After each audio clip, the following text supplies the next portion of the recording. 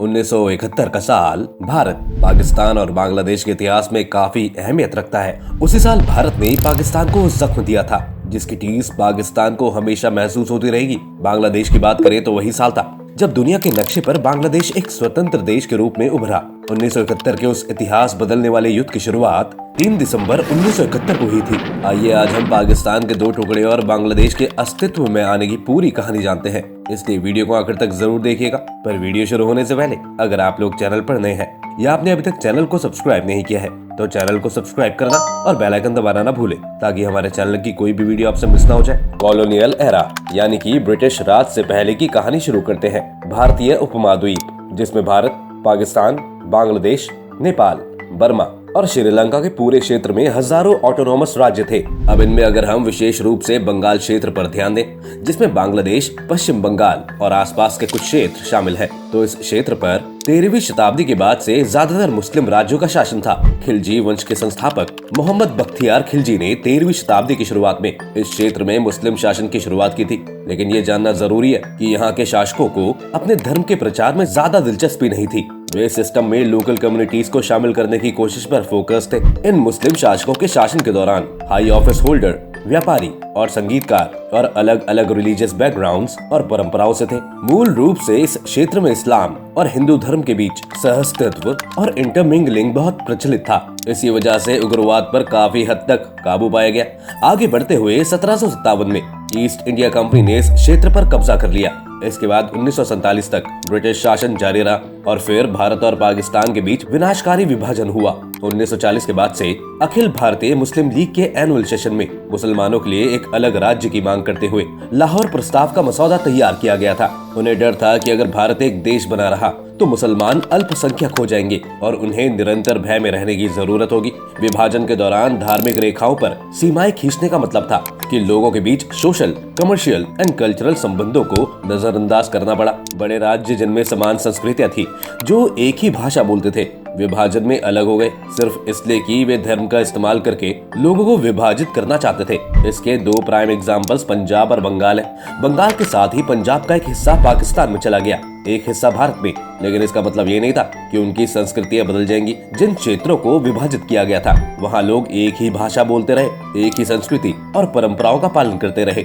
बंगाल में जिन मुसलमानों ने पाकिस्तान का समर्थन किया, उन्हें उम्मीद थी कि एक नया मुस्लिम देश होने से उन्हें बेहतर जीवन स्तर मिलेगा, उनकी आर्थिक और सामाजिक स्थिति में सुधार होगा। इनमें से बहुत से लोग हिंदू जमींदारों से हीन महसूस करेंगे, क्योंकि उन्हें उनके लिए काम करना था। वे पाकिस्तानी सरकार से अपने मौलिक अधिकारों की अपेक्षा कर रहे थे।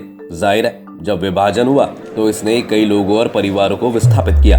एक बड़े पैमाने पर पलायन हुआ, जिसमें कई मुसलमान पाकिस्तान चले गए और कई हिंदू पाकिस्तान से भारत आए। कई दंगे और भीड़ हिंसा हुई। मृत्यु दर 2 लाख से 2 मिलियन के बीच कहीं भी होने का अनुमान है। इस माइग्रेशन के दौरान बिहार में मुसलमानों का एक समूह रहता था। अब क्योंकि बिहार बांग्लादेश के करीब है, इसलिए बिहार में रहने वाले बहुत से मुसलमान पूर्वी पाकिस्तान में चले गए। यहाँ मुस्लिम बिहारियों का विशेष रूप से उल्लेखन करना महत्वपूर्ण है, क्योंकि जैसा कि आप कहानी में बाद में देखेंगे कि कैसे उन्हें बांग्लादेश के खिलाफ माना जाता था। उन्हें बांग्लादेशी विरोधी करार दिया गया। शुरुआत में बंगाल एक राज्य के रूप में विभाजन के खिलाफ वोट किया था। अगर विभाजन का मतलब यह था कि बंगाल को पाकिस्तान का हिस्सा बनना होगा, लेकिन बंगाल में पश्चिम बंगाल का क्षेत्र विभाजन चाहता था और भारत का हिस्सा बनना चाहता था, जबकि पूर्वी बंगाल बंटवारा नहीं चाहता था। लेकिन अगर बंटवारा होना ही था तो वे पाकिस्तान में शामिल होना चाहते थे। आखिरकार जब बंटवारा हुआ तो पश्चिम बंगाल भारत का हिस्सा बन गया और पूर्वी बंगाल पाकिस्तान का हिस्सा बन गया। 1500 किलोमीटर भारतीय क्षेत्र में फैले दोनों के बीच अलगाव के साथ पाकिस्तान देश के 2 भागों में विभाजित किया गया था। दिलचस्प बात यह है कि नए देश पाकिस्तान में बहुसंख्यक जातीय समूह बंगालियों का था। न्यूली फॉर्म्ड की आधी से ज्यादा आबादी पूर्वी पाकिस्तान में रहने वाले बंगालियों की थी और पश्चिमी पाकिस्तान में पंजाबी, पख्तून, सिंधी और बलूच रहते थे। भले ही पाकिस्तान में बंगालियों की आबादी सबसे ज्यादा थी, लेकिन नौकरशाही, सेना और राजनीति में शक्तिशाली पद पश्चिमी पाकिस्तान में केंद्रित थे, विशेष रूप से महाजिरों और पंजाबियों के हाथों में। इस बैकग्राउंड की जानकारी को ध्यान में रखते हुए आइए 1947 के बाद पाकिस्तान की राजनीति को समझते हैं। भारत जैसे ही पाकिस्तान एक संसदीय लोकतंत्र के रूप में शुरू हुआ। फर्क सिर्फ इतना था कि पाकिस्तान में केंद्र सरकार बहुत शक्तिशाली थी। सत्ता एक व्यक्ति के हाथों में केंद्रित थी, जिसके कारण एक मजबूत संसदीय लोकतंत्र स्थापित नहीं हो सका। 1946 में ब्रिटिश सरकार ने अनडिवाइडेड भारत में चुनावों का आयोजन किया। इन चुनावों के परिणामों ने निर्धारित किया कि बाद में जब पाकिस्तान और भारत अलग हुए तो लेजिस्लेचर्स को कैसे विभाजित किया जाना था। मोहम्मद अली जिन्ना पाकिस्तान के गवर्नर जनरल बने। 1948 में आजादी के 1 साल बाद उनका निधन हो गया। उनके मृत्यु के बाद निजामुद्दीन गवर्नर जनरल बने और लियाकत अली खान प्रधानमंत्री बने। लगभग 3 साल बाद अक्टूबर 1951 में लियाकत अली खान की हत्या कर दी गई और निजामुद्दीन नए प्रधानमंत्री बने। उसने गुलाम मोहम्मद को गवर्नर जनरल नियुक्त किया। वह एक पंजाबी था। पाकिस्तान में पहला सैन्य तख्तापलट 1953 में हुआ जब गुलाम मोहम्मद ने सत्ता संभाली और निजामुद्दीन को बर्खास्त कर दिया। अगले साल 1954 में पाकिस्तान में चुनाव हुए। इन चुनावों में ज्यादातर सीटें संयुक्त मोर्चे ने जीती। इसमें सबसे बड़ी पार्टी अवामी लीग थी, जो पूर्वी बंगाल की पार्टी थी। इन चुनाव परिणामों के बाद गुलाम मोहम्मद द्वारा पूरी संविधान सभा को बर्खास्त कर दिया गया था। 1955 में गुलाम मोहम्मद ने अपना कार्यकाल खाली कर दिया और major general Sikandar Mirza governor general बने। उसके तहत पहली बार पूर्वी बंगाल का नाम बदल दिया गया। पूर्वी बंगाल को पूर्वी पाकिस्तान के नाम से जाना जाने लगा। दोस्तों, 1947 से 1971 के बीच पाकिस्तान में कई चरणों का मिलिट्री रूल रहा। इसका मतलब यह था कि जो राजनीतिक दल पाकिस्तान में रहने लायक थे, उनसे सत्ता बलपूर्वक छीनी जा रही थी। विशेष रूप से पूर्वी बंगाल में रहने वाले लोगों को राजनीतिक रूप से प्रतिनिधित्व करने का अवसर नहीं मिला। ऊपर से देश के ज्यादातर खर्चे का लाभ अकेले पश्चिमी पाकिस्तान को हुआ। राष्ट्रीय बजट का 75% पश्चिमी पाकिस्तान पर खर्च किया जा रहा था। भले ही सरकार की राजस्व आय का 62% हिस्सा पूर्वी पाकिस्तान से था। पश्चिमी पाकिस्तान में इकोनॉमिक डेवलपमेंट स्पष्ट था। 1969 से 1970 के दौरान पश्चिमी पाकिस्तान की प्रति व्यक्ति आय पूर्वी पाकिस्तान की तुलना में 61% ज्यादा थी। पश्चिमी पाकिस्तान में 25 गुना ज्यादा सैन्य कर्मी तैनात किए गए। इनके अलावा सबसे महत्वपूर्ण मुद्दा भाषा का था। जिन्ना और उनके कई सलाहकारों का मानना था कि पूर्वी पाकिस्तान और पश्चिमी पाकिस्तान सभी सही मायनों में एक हो सकते हैं जब वे एक ही भाषा बोलना शुरू कर दें, और उनकी राय में भाषा उर्दू होनी चाहिए थी। और इसलिए हमने पश्चिमी पाकिस्तान के शासकों द्वारा उर्दू को थोपते हुए देखा। सभी को उर्दू में बोलने के लिए मजबूर किया गया। उर्दू का इस्तेमाल ऑफिशियल पर्पसेस और सेना में किया जा रहा था। लेकिन जाहिर है, पूर्वी पाकिस्तान में रहने वाले लोग बंगाली थे। वे बांग्ला बोलते थे। वास्तव में 56% पाकिस्तानी बांग्ला बोलते थे। उर्दू को एलीट वर्ग की भाषा माना जाता था। सिर्फ हाई प्रोफाइल लोग ही उर्दू बोल रहे थे। बंगाल में रहने वाले आम लोग बांग्ला बोलते थे। 21 मार्च 1948 को मोहम्मद अली जिन्ना ने ढाका में एक भाषण दिया और स्पष्ट रूप से कहा कि पाकिस्तान की राज्य भाषा उर्दू होगी और कोई भाषा नहीं होगी। इससे बंगाल में रहने वाले लोगों में आक्रोश फैल गया। आखिरकार उर्दू थोपने से बंगाली भाषा आंदोलन की शुरुआत हुई। भाषा आंदोलन द्वारा 21 फरवरी 1952 को एक बड़ा विरोध आयोजित किया जा रहा था। छात्रों और राजनीतिक कार्यकर्ताओं का एक बड़ा समूह विरोध करने के लिए प्रोविंशियल असेंबली के सामने इकट्ठा हुआ और पाकिस्तानी सेना ने उन पर फायरिंग की, जिसमें 5 लोग मारे गए थे। 1965 में भारत और पाकिस्तान के बीच युद्ध छिड़ गया। इस युद्ध के बाद पूर्वी पाकिस्तान की रक्षा प्रणाली कमजोर रह गई थी। इस युद्ध के बाद पूर्वी और पश्चिमी पाकिस्तान के बीच आर्थिक और राजनीतिक असंतुलन और ज्यादा प्रमुख हो गया था। इसके कारण पूर्वी पाकिस्तान के आर्थिक विकास के लिए 6 पॉइंट मांग की गई। इस मांग का नेतृत्व अवामी लीग पॉलिटिकल पार्टी के संस्थापक नेता शेख मुजीबुर रहमान ने किया था। मांग के 6 बिंदुओं ने देश को हिलाकर रख दिया। इसका पहला बिंदु पाकिस्तान को फेडरेशन स्टेट में बदलना था और पूर्वी पाकिस्तान के क्षेत्र को और ज्यादा आजादी दी जाए और पूर्वी पाकिस्तान के संसाधन पूर्वी पाकिस्तान की सरकार को दिए जाएं। उन्होंने पाकिस्तान में 2 अलग अलग मुद्राओं की स्थापना की मांग की, एक पश्चिमी पाकिस्तान के लिए और एक पूर्वी पाकिस्तान के लिए। पूर्वी पाकिस्तान को स्वतंत्र विदेशी भंडार रखने की अनुमति दी जाए और वास्तव में एक अलग सैन्य बल भी। उनकी मांगे पूर्वी पाकिस्तान को एक स्वतंत्र देश बनाने के समान थी। जाहिर है, इसने पश्चिमी पाकिस्तान की सरकार को नाराज कर दिया। सभी मांगों को खारिज कर दिया गया और वास्तव में पश्चिम पाकिस्तानी सरकार ने दावा किया कि ऐसी मांगे अलगाववादियों की मांगों की समान थी, कि वे देश के खिलाफ गए और यह देश को बांटने की कोशिश करने जैसा है। यही कारण है कि 19 जून 1968 को जब अयूब खान की सरकार ने पाकिस्तान पर शासन किया तो शेख मुजीबुर रहमान को गिरफ्तार कर लिया गया। 34 और बंगाली नागरिक और सैन्य अधिकारियों को पाकिस्तान के खिलाफ साजिश रचने के आरोप में गिरफ्तार किया गया था। उन पर राजद्रोह का मुकदमा दर्ज किया गया। जनरल अयूब खान ने दावा किया कि स्वतंत्र बांग्लादेश बनाने के लिए शेख मुजीबुर और उनके सहयोगी अगरतला में भारत के साथ सहयोग कर रहे थे। इस पॉइंट तक शेख मुजीबुर रहमान एक लोकप्रिय राजनीतिक नेता बन गए थे। वे बंगालियों की आवाज थे। पूर्वी पाकिस्तान में रहने वाले बंगालियों को क्रूरता भेदभाव और असमानता का शिकार होना पड़ा। उन्होंने आवामी लीग और शेख मुजीबुर पे अपनी उम्मीदें टिका दी। गिरफ्तारी के बाद लोग सड़कों पर उतर आए। बड़े पैमाने पर विरोध प्रदर्शन हुए। इन विरोध प्रदर्शनों के दौरान शेख मुजीबुर के कैद सहयोगियों में से एक सार्जेंट जुहरुल हक को जेल में एक जेल गार्ड ने मार डाला था। इससे लोगों में और भी गुस्सा फैल गया, मानो लोग क्रांति के लिए तैयार थे। बिगड़ती स्थिति को देखते हुए जनरल अयूब खान ने 22 फरवरी 1969 को शेख मुजीबुर रहमान को जेल से रिहा कर दिया और अगरतला षड्यंत्र केस वापस ले लिया गया। लेकिन तब तक प्रदर्शनों, विरोधों और मजदूरों की हड़तालों ने इतना जोर पकड़ लिया था कि अयूब खान को 1969 में इस्तीफा देना पड़ा था। याद रखें कि जनरल अयूब खान ने एक सैन्य तख्तापलट के जरिए ऑफिस हासिल किया था। इस्तीफा देने के बाद उन्होंने अपने उत्तराधिकारी जनरल याह्या खान को नियुक्त किया।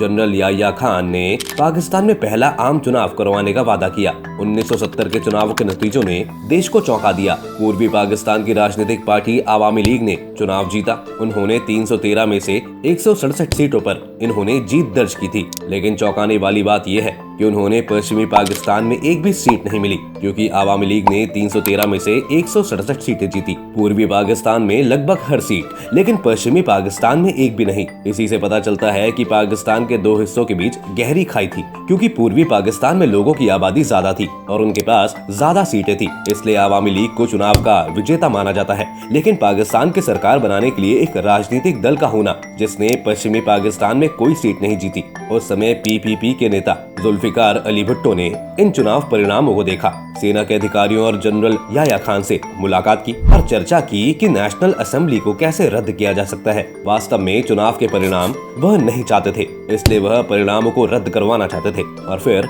जनरल याह्या खान ने ऐसा ही किया। 1 मार्च 1971 के चुनाव परिणामों को रद्द करने की घोषणा की गई। इससे पूर्वी पाकिस्तान में खलबली मच गई। लोगों ने सवाल किया कि लोकतंत्र में ऐसा कैसे हो सकता है। उन्होंने मतदान किया और सबसे ज्यादा वोट वाली पार्टी जीत गई। एक बार फिर सड़कें बड़े पैमाने पर विरोध प्रदर्शनों से भर गई और इस बार उन्होंने आजादी का आह्वान किया। उनका कहना है कि चूंकि पश्चिमी पाकिस्तान को पूर्वी पाकिस्तान के नेताओं को चुनने में कोई दिलचस्पी नहीं थी, इसलिए उन्हें एक तरफ हट जाना चाहिए और उन्हें अपना देश बनाने की आजादी देनी चाहिए। यही बांग्लादेशी मुक्ति संग्राम की नींव थी। 7 मार्च 1971 को रद्द करने के आदेश के बाद आवामी लीग राजनीतिक दल लोगों के समर्थन में सामने आया। वे अब पश्चिमी पाकिस्तान की सरकार को ओबलाइज नहीं करने वाले थे। शेख मुजीबुर ने एक ऐतिहासिक भाषण के आधार पर एक इंस्पायरिंग भाषण दिया। दोस्तों, जब तक पूर्वी पाकिस्तान में बंगालियों और उर्दू बोलने वाले बिहारियों के बीच तनाव बढ़ गया था, जैसा कि हमने वीडियो की शुरुआत में बताया था, क्योंकि बिहार के उर्दू भाषी लोगों को पाकिस्तान समर्थक के रूप में देखा जाता था, क्योंकि वे उर्दू का इस्तेमाल करते थे और आमतौर पर वे पश्चिमी पाकिस्तान के समर्थन में थे। विरोध के दौरान बिहारी समुदायों पर कई हमले देखे गए और मार्च 1971 में पाकिस्तान की सेना ने हस्तक्षेप करने के लिए इसे एक बहाने के रूप में इस्तेमाल किया। पाकिस्तानी सेना ने अपने ऑपरेशन के लिए कुछ पाकिस्तान समर्थक बंगालियों की भर्ती की। यह एक और दिलचस्प पहलू है। हर पूर्वी पाकिस्तानी एक आजाद देश नहीं चाहता था। खासकर राजनीतिक दल जमात-ए-इस्लामी, इसके राजनीतिक नेताओं और समर्थकों ने वास्तव में पश्चिमी पाकिस्तान में सरकार का समर्थन किया। उन्होंने पाकिस्तानी सेना के साथ सहयोग किया। इस बीच पूर्वी पाकिस्तान में प्रदर्शनकारियों ने खुद को संगठित कर लिया था और बंगाली राष्ट्रवादियों ने अपनी स्वतंत्रता सेना बना ली थी। मुक्ति बाहिनी ने पूर्वी पाकिस्तान में मौजूद पाकिस्तानी सेना के खिलाफ छापामार अभियान चलाया। यहाँ भारतीय सेना ने योगदान दिया। भारतीय सेना ने मुक्ति बाहिनी को गुरिल्ला युद्ध की ट्रेनिंग दी। जवाब में पश्चिमी पाकिस्तान ने east Pakistan central peace committee बनाई। इसमें हजारों नागरिक मारे गए, महिलाओं का उल्लंघन किया गया और क्रूरता की गई। विशेष रूप से इंटेलेक्चुअल्स को निशाना बनाया गया और उनकी हत्या की गई। इस समय तक पूर्वी पाकिस्तान में कानून और व्यवस्था पूरी तरह से नष्ट हो चुकी थी। बंगालियों ने पश्चिमी पाकिस्तान से आने वाले निर्देशों का पालन करना बंद कर दिया था। 25 मार्च 1971 पश्चिम पाकिस्तानी सरकार ने जघन्य नरसंहार ऑपरेशन सर्चलाइट की योजना बनाई। इसका मकसद बांग्लादेश की आजादी की मांग कर रहे लोकप्रिय लोगों को निशाना बनाना और उनकी हत्या करना था। 25 मार्च की रात पाकिस्तानी सेना के हजारों सैनिकों ने ढाका में मार्च किया। शेख मुजीबुर रहमान को गिरफ्तार कर लिया गया और पश्चिमी पाकिस्तान ले जाया गया। अपनी गिरफ्तारी से पहले शेख मुजीबुर ने पूर्वी पाकिस्तान को एक स्वतंत्र देश घोषित कर दिया था। उन्होंने कहा कि वे अब पाकिस्तान का हिस्सा नहीं है, वे बांग्लादेश हैं। यह घोषणा एक ट्रांसमीटर के माध्यम से की गई थी, इसलिए इसे ब्रॉडकास्ट होने में कुछ समय लगा और आधी रात बीत चुकी थी। यही वजह है कि 26 मार्च को बांग्लादेश में स्वतंत्रता दिवस के रूप में मनाया जाता है। 27 मार्च 1971 को मेजर जियाउर रहमान ने इस घोषणा पत्र को जनता के सामने पढ़ा और घोषणा की कि बंगाल एक स्वतंत्र देश है। उसी रात ढाका में 2 छात्र छात्रावासों पर हमला किया गया। पाकिस्तानी सेना ने एक रात में 7,000 छात्रों की हत्या कर दी थी। इस ऑपरेशन सर्चलाइट में एक सप्ताह के अंदर 30,000 से ज्यादा बंगालियों का नरसंहार किया गया था। ढाका में रहने वाले आधे लोग शहर छोड़कर भाग गए। सभी फॉरेन जर्नलिस्ट को डिपोर्ट कर दिया गया और रेडियो ऑपरेशंस को बंद कर दिया गया। सेना में नियुक्त पाकिस्तानी पत्रकार एंथोनी मस्करेनहास